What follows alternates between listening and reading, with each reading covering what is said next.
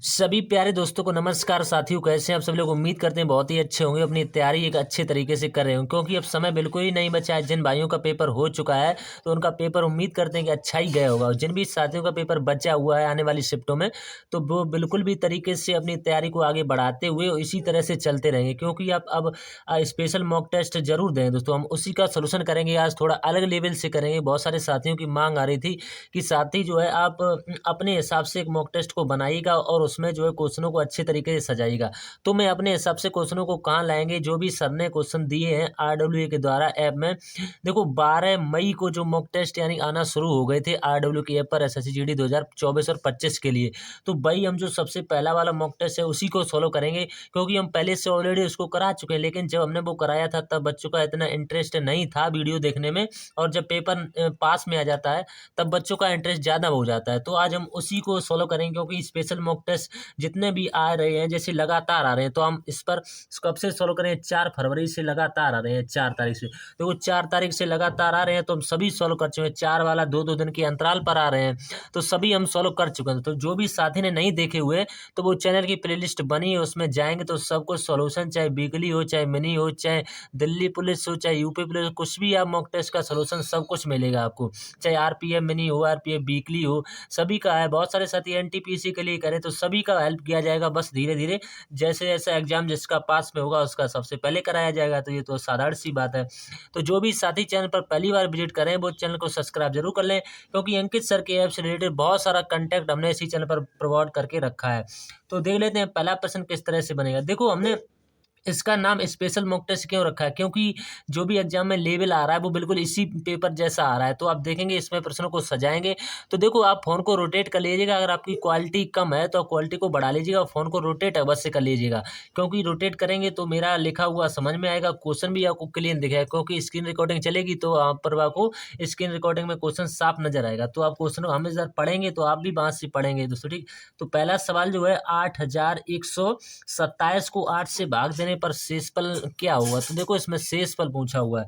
तो देखो 8 का डिविजिबिलिटी रूल आपको पता होना चाहिए। देखो 8 का डिविजिबिलिटी रूल होता है कि अंतिम के 3 डिजिट, देखो लास्ट के 3 डिजिट इसमें क्या क्या दे रखे हैं। एक तो 1 दे रखा है, 2 दे रखा है, 7, तो 127 दे रखा है, ठीक। तो 127 को हम 8 से डिवाइड करेंगे। तो देखो 8 से इसको भाग लगाएंगे तो 8 एकम 8, ये कितनी बार जाएगा? यहाँ से 8 एकम 8, यहाँ से कितना बचेगा? 4 बचेगा। यहाँ से हो जाएगा 47। फिर यहाँ से जाएगा कितनी बार? 8 5 40, 5 बार जाएगा। अब देखो यहाँ से हमें पता चल जाएगा कितना शेष बचेगा। देखो 7 शेष बच रहा है, तो 7 जो है इसका राइट आंसर रहेगा। हमने आपसे कई बार कहा है कि डिविजिबिलिटी रूल आपको रटे होने चाहिए, चाहे वो 1 से लेकर के इंपोर्टेंट जो होते हैं वो 11 का होता है, जैसे मान के चलिए 8 का होता है, 9 का, 3 का, ये 4 के, ये बहुत इंपॉर्टेंट होते हैं। तो 11 तक तो आपको रटे ही होनी चाहिए थी। तो उम्मीद करते हैं इस प्रश्न का जो राइट आंसर होगा वो क्या होगा?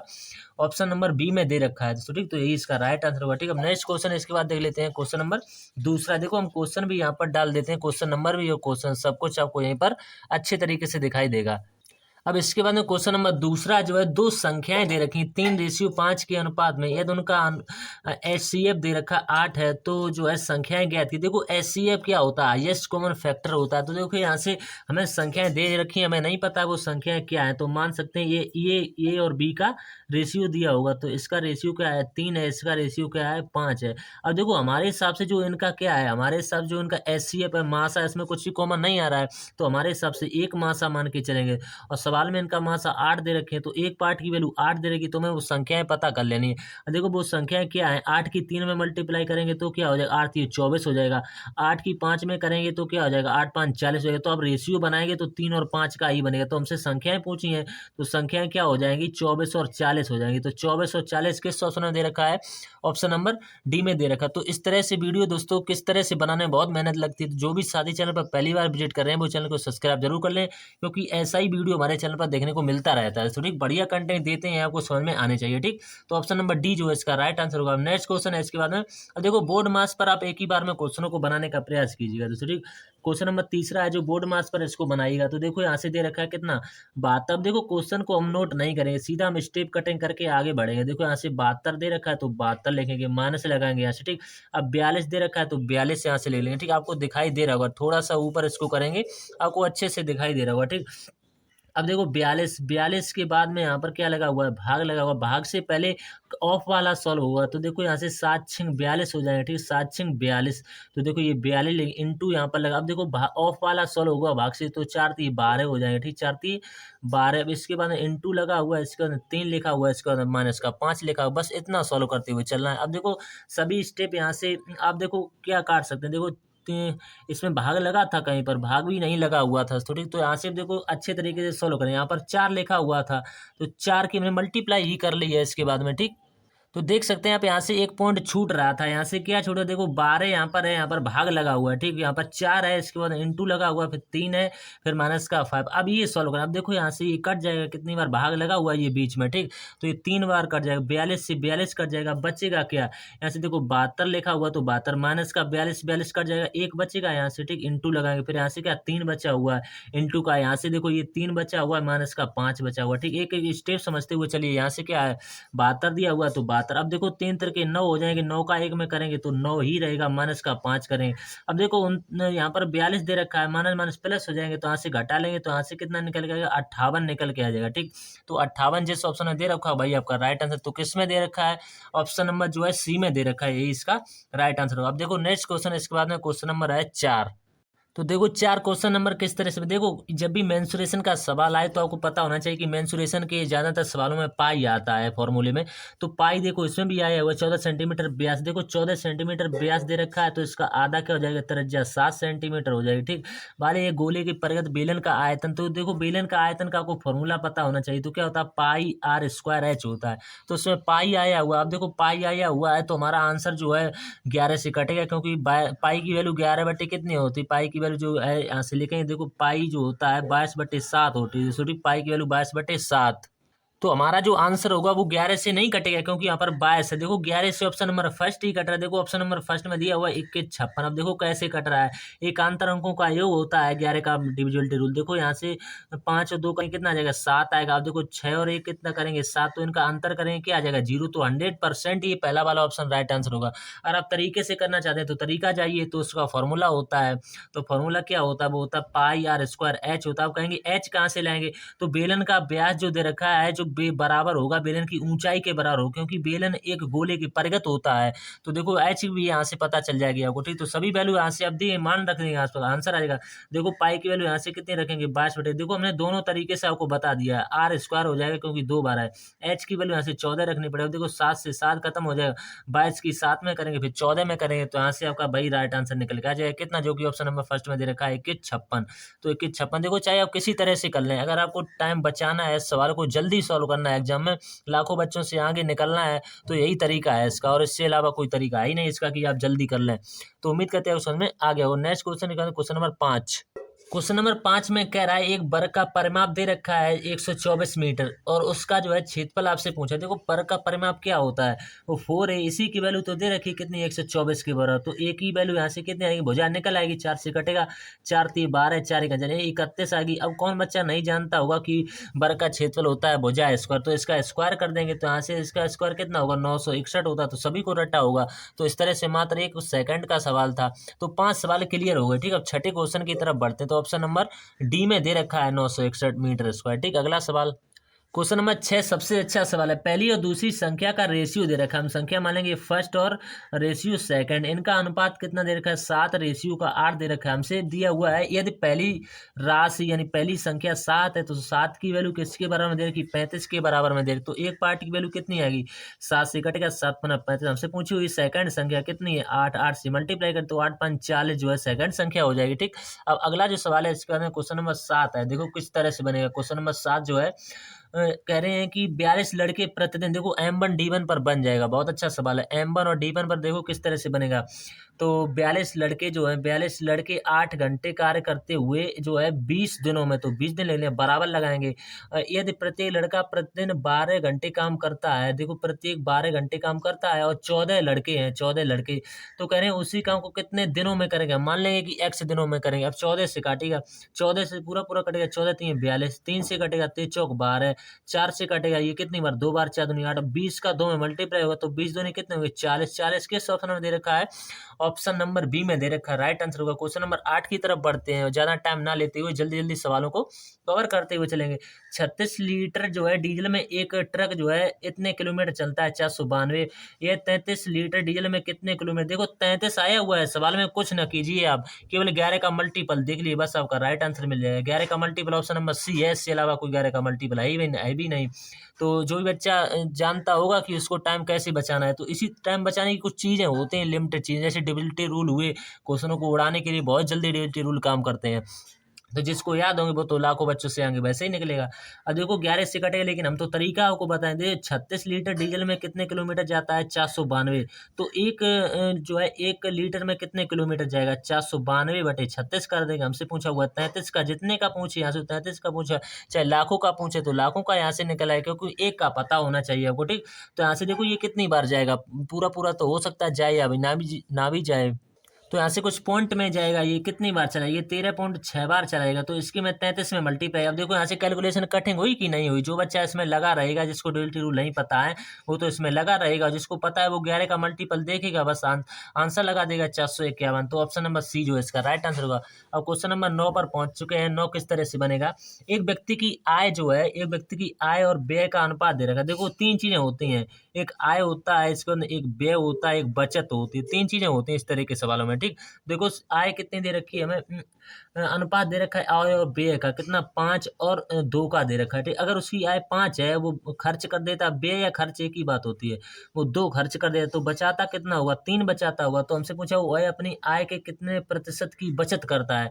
देखो वह अपने आय की कितने प्रतिशत की बचत कर रहा है, 3 की तो वो बचत कर रहा है। देखिए यहाँ से समझिए, 3 की बचत कर रहा है, और किस पर यहाँ से कर रहा है, देखो किस पर कर रहा है, आय उसकी कितनी थी, यहाँ से 5 थी, और परसेंट में पूछा हुआ है, इंटू 100 कर देंगे। अब देखो 5 से काटेगा, 5 दूनी 10, 0 20 थी, कितने आ गए 60। तो 60 की वो क्या कर रहा है, बचत कर रहा है। तो 60 जो है इस प्रश्न का राइट आंसर आएगा। तो उम्मीद करते हैं समझ में आ गया होगा। अब नेक्स्ट क्वेश्चन नंबर 10 जो है इसके बाद में सबसे आसान सवाल है। मोहन ने 1 केजी सेब जो है 175 में खरीदा और उससे जो है 220 प्रति किलो में बेच दिया, उससे कितना लाभ हुआ। देखो रुपए में पूछा हुआ, परसेंट में पूछा हुआ होता तो और थोड़ा डिफिकल्ट होता, लेकिन देखो आपने कोई चीज़ 175 में क्या करी थी, खरीदी थी, उसको 220 में बेच दिया, तो यहाँ से कितने का लाभ हुआ, बस इसमें से घटा दीजिएगा 175। तो इसमें से 175 घटा दी, 10 यहाँ से जाएगा, कितना 5 बचेगा, यहाँ से 11, 11 में से 7 को घटाइए, कितना बचेगा 4। तो 45 जो है इसका राइट आंसर, जो कि पहले ही ऑप्शन में दे रखा है, ठीक।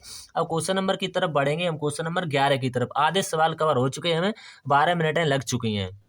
देखो 11 क्वेश्चन किस तरह से बनेगा। 18,000 के अंकित मूल्य वाले एक कंप्यूटर को रुपये 15,840 में बेचा जाता है, बेचा गया, तो छूट का प्रतिशत, देखो छूट हमेशा अंकित मूल्य पर दी जाती है, तो इसमें से घटाइएगा 18,000 में से 15,800 को घटा दीजिएगा, तो यहाँ से में पता चल जाएगा कि हमें 2160 की छूट दी गई है। छूट हमेशा अंकित मूल्य पर दी जाती है, जो कि कितना दिया हुआ 18,000 दिया। हमसे पूछा हुआ है कितने की वैल्यू, 100 पार्ट की वैल्यू पूछी है, तो 100 से मल्टीप्लाई कर, 2 जीरो से 2 जीरो खत्म हो जाएगा, 1 से। अब 18 से पूरा पूरा कटेगा 12 बार, तो 12% किस ऑप्शन नंबर सी में दे रखा होगा, राइट आंसर होगा।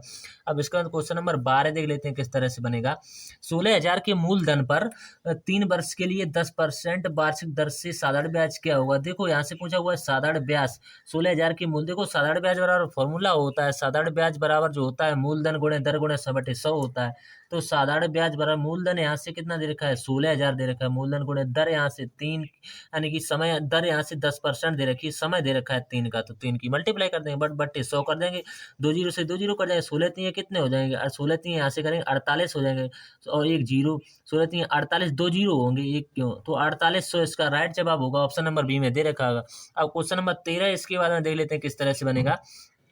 यदि ब्याज वार्षिक रूप से संयोजित होता है तो 10,000 की मूलधन पर 12% की वार्षिक दर से 2 वर्ष में प्राप्त होने वाला मिश्र धन आपसे पूछा हुआ है। देखो इसको बनाने का अच्छा तरीका है कि इसको वैसे ना बना करके अगले स्टेप से बनाएंगे।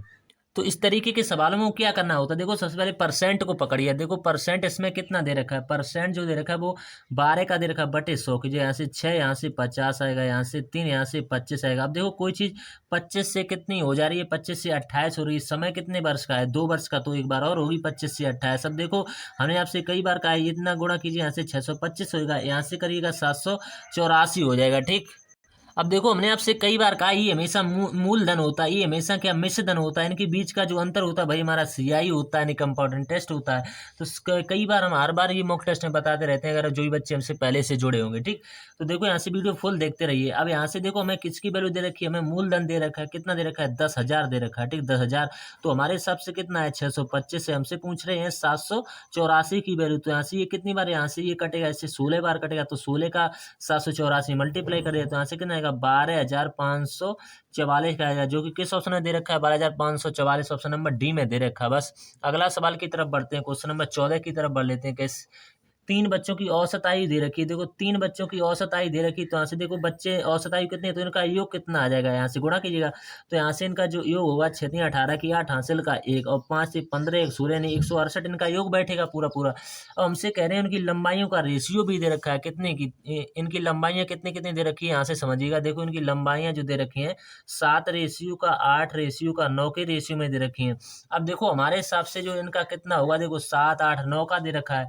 अब देखो यहाँ से करिएगा तो सभी को जोड़ लीजिएगा, यहाँ से देखो जोड़िएगा तो यहाँ से कितना बैठेगा 24 बैठेगा। इसी की भी वैल्यू तो हमने निकाली 168 के, हमारे हिसाब से योग इतना है लेकिन साल में इतना दे रखे हैं। तो यहाँ से 24 से पूरा पूरा कटेगा, क्योंकि 24 सत्ते कितने हुए 168 होते, 7 बार कटेगा। हमसे वो संख्याएं पूछी हुई हैं, क्या लंबाइयाँ पूछी हुई हैं संख्याएं को, तो 7 से 7 का मल्टीप्लाई इसमें करेंगे तो कितना है 7 सत्ते 49 आएगा। 7 का मल्टीप्लाई 8 में करें तो 7 8 56 आएगा। 7 का 9 में करेंगे तो 9 7 63 हो जाएंगे। तो 49 और 56 63 किस ऑप्शन में दे रखे हैं 49 56 63 ऑप्शन नंबर डी में दे रखे हैं, आपका राइट आंसर होगा। ठीक, अब नेक्स्ट क्वेश्चन इसके बाद में क्वेश्चन नंबर 15 में कह रहे हैं कि P द्वारा निर्मित चम्मचों की संख्या R द्वारा निर्मित चम्मचों की संख्या से अनुपात पूछा हुआ। देखो P में यहाँ से कितनी दे रखी है, देखो P में 100 दे रखी है, इसमें कितनी 150 दे रखी, बस इन्हीं का रेशियो पूछा हुआ। 0 से 0 कटे 5 से काटे 5 दूनी का 10 होगा, 5 से 15, तो रेशियो क्या बनेगा 2:3 का, ऑप्शन नंबर बी में दे रखा। 16 क्वेश्चन की तरफ बढ़ लेते हैं। 16 में क्वेश्चन में है निम्नलिखित में से कौन दो संख्याओं का एचसीएफ और एलसीएम नहीं हो सकता है। देखो इनका देखो एलसीएम जो है वो एचसीएफ का गुणनफल हो गुणज होता है, जो एलसीएफ जो होता है एचसीएफ जो होता है वो एलसीएम का गुणनफल हो। देखो पहले ऑप्शन में गुणनफल हो रहा है 15 का जो है 60 में भाग पूरा पूरा चला जाएगा, 15 चौको 60। दूसरे वाले में देखेंगे तो दूसरे वाले में भी जा रहा है, दूसरे वाले में नहीं जा रहा है, क्योंकि 12 के पाड़े में 65 कभी नहीं आ सकता। तीसरे वाले में 13 पंचे 65 पूरा पूरा भाग जा रहा है। चौथे वाले में देखेंगे तो 12 दूनी 24 पूरा पूरा, तो एकमात्र ऑप्शन नंबर बी है जिसमें भाग नहीं जा रहा है, तो यही तो इसका राइट आंसर होगा। क्वेश्चन नंबर 17 जो है दो संख्याओं का अंतर दे रखा है 24, जबकि उन दो संख्याओं का योग 120 है, तो नीचे दी गई विकल्प में से उन दो संख्याओं का अनुपात पूछा हुआ है। तो सबसे अच्छा सवाल है क्वेश्चन नंबर 17 पर पहुंच चुके हैं। ठीक, अब देखो दो संख्याओं का हमें क्या दे रखा है, योग सबसे पहले लिखेंगे 120 है, उनका अंतर कितना मान लेंगे 24 है, सवाल में ही दे रखा है, तो यहाँ से संख्या निकल आएगी, नहीं 2 ये बराबर किसकी होगी 4, यहाँ से कितना 1, अब 2 से काटेगा तो 2 से कटे 2 सत्ते 14 2 4, तो एक तो संख्या आ गई 72। अब एक हमें निकाल लेनी है यहाँ से घटा करके, 120 में से हमें निकाल लेनी है 72 को घटा देंगे तो यहाँ से 10 में से 2 को घटाइएगा कितना हो जाएगा 8, यहाँ से कितना बचेगा 11 में से 7 को घटाइए, यहाँ से कितना हो जाएगा 4। अब संख्या क्या हमने निकाली है, एक तो 72 निकाली है, एक 48 निकाली है, इसी का रेशियो पूछा हुआ है। तो 72 और 12 चौको 48 हो जाएंगे। अब 2 से कटे यहाँ से 3, यहाँ से कितना आएगा 2, तो 3 रेशियो 2 किस ऑप्शन में दे रखा है, बी में दे रखा है। क्वेश्चन नंबर अगला जो है इसके बाद में 18 क्वेश्चन पर पहुंच चुके हैं।